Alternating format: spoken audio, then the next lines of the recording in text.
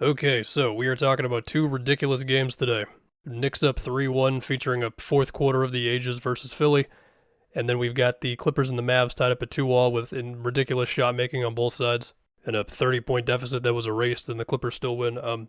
I do know Pacers Bucks is today, but unfortunately, it does really suck. But with Dame and Giannis out, I'm choosing to talk about that one in the next video.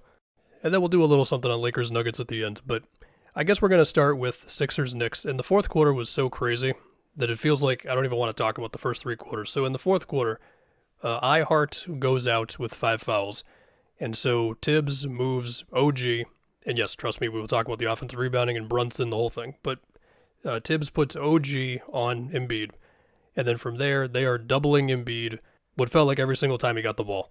And it was with, maybe it's Brunson if he's there, or Hart, or, I mean, hell, it was probably Precious one or two times, or, Hart was everywhere in this game, of course. And they did force Embiid to give the ball up a few times. They also made him uncomfortable on at least like one long two that was an air ball that I remember.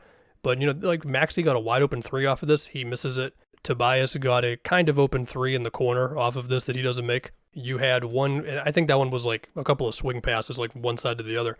You had Precious picking up Maxey after the double with OG, and I don't remember who, with Embiid.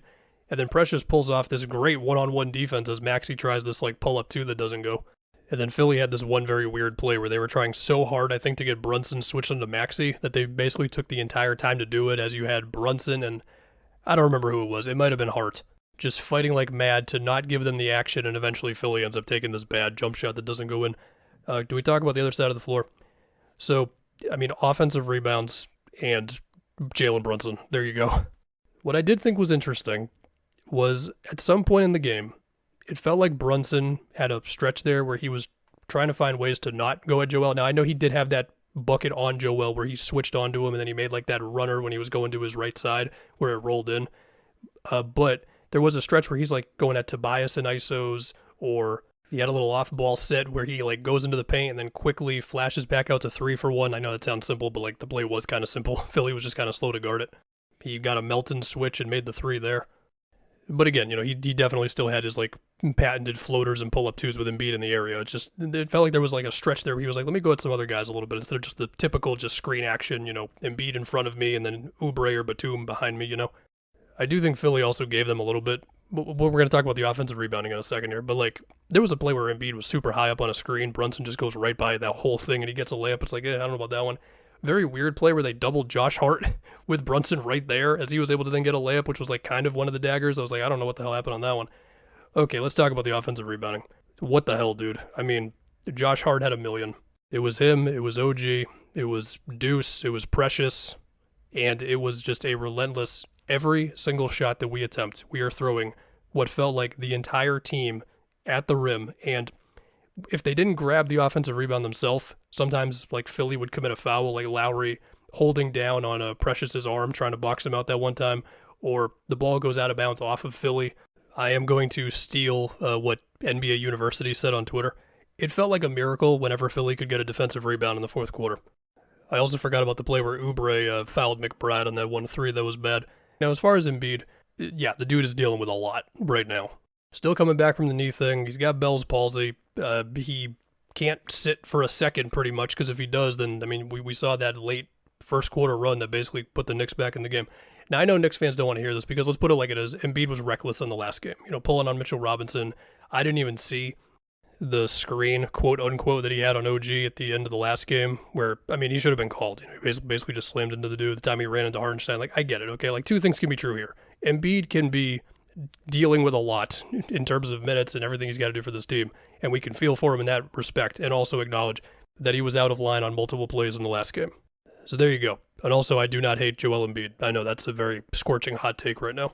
Anyway, that might be the best game I've ever seen a New York Knick play in my life with Brunson. Okay, now we can go on to Clippers Mavs, where the shot making was unreal. I've got that Paul George step back corner three over Derrick Jones just sitting in my head, where he might have been basically a little bit behind the backboard on that shot. And on that play kind of summed up a lot of things with this game, where it was a lot of one screen action. The Clippers did some stagger screens with like Powell and I think Zoo getting people on the move. Like one time Powell got on the move, he hit Zoo with something. I think another time PG made a play out of it. But this game did feel like a lot of screen action, get switch, play slows down, and then from there it's Luka, Kyrie, PG, Harden, make something happen. And, before I even really talk about PG and Harden stuff, the Clippers were 18 for 29 from three. That is unreal. That's 62% from three. And yes, you had PG and Harden make tough threes, but Terrence Mann goes 3 for 6, just making corner threes where he's dared to make them, or Powell goes 3 for 5. One of them off of kind of a stagger action, another one where he gets a screen from Plumlee and he's getting hit on the move, another one where it's just a tough three over PJ Washington. It was crazy, man.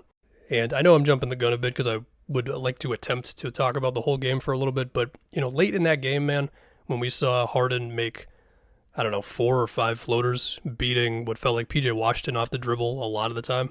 The Clippers, or the Mavs, they only had Kleba in at center, whereas for what felt like during the comeback, you had a little bit more of Lively and Kleba, or Gafford and Kleba.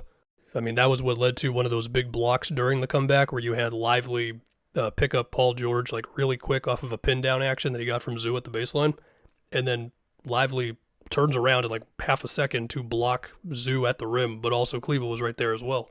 But anyway, yeah, I can't help but have the image in my head, along with the Paul George step back, of Harden gets the angle on PJ, beats him off the dribble, and then it's Kleba down there right in front of the rim just waiting for him, and it's you basically just put it into the basketball god's hands. Does James Harden make this floater or not? Because once he got by the initial line of pressure, there wasn't a whole lot there to worry about. Now, I guess, okay, sure, it wasn't a layup, but still, he was walking into those pull-ups, or those floaters, I mean.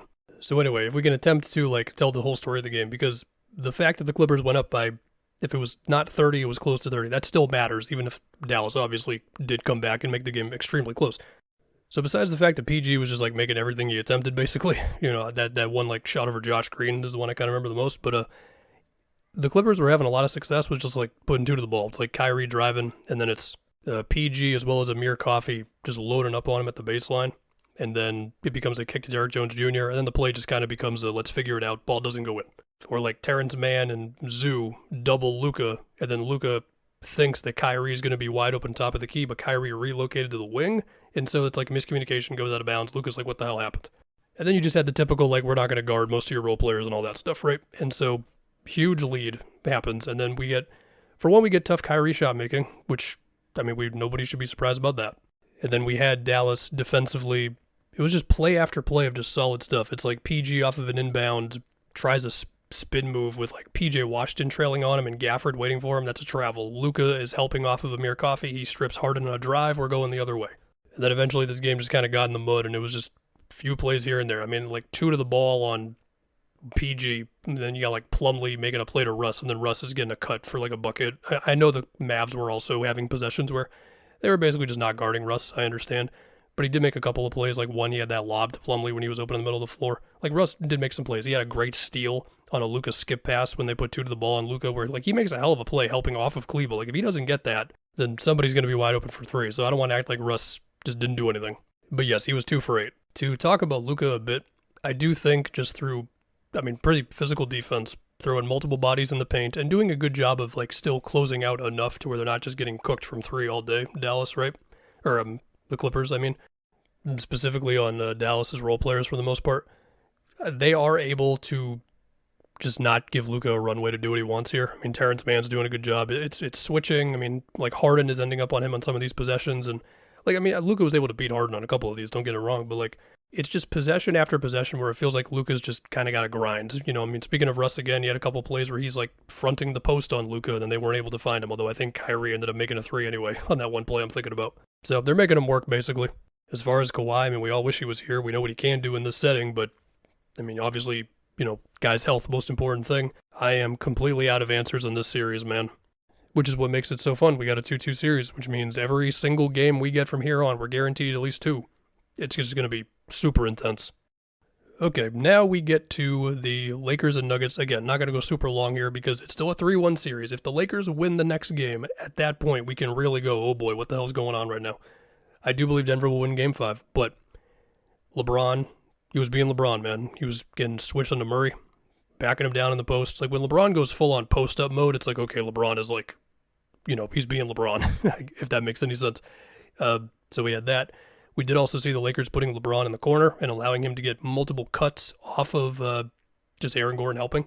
It's an interesting idea that could have been cool if you could have exploited against Denver at the beginning of game 1, but okay, you found it. So they got that going for him, and I know Jamal Murray, I mean, he had the buzzer beater, and that was great, but he has not had a great shooting splits game yet, which I've seen Laker fans already kind of, if you're trying to find the optimistic stance going into game 5 as a Laker fan, you do that. You look at the time of leads in the series, whatever. I think Denver's going to win game 5, but, I mean, we'll see. You got to play game 5.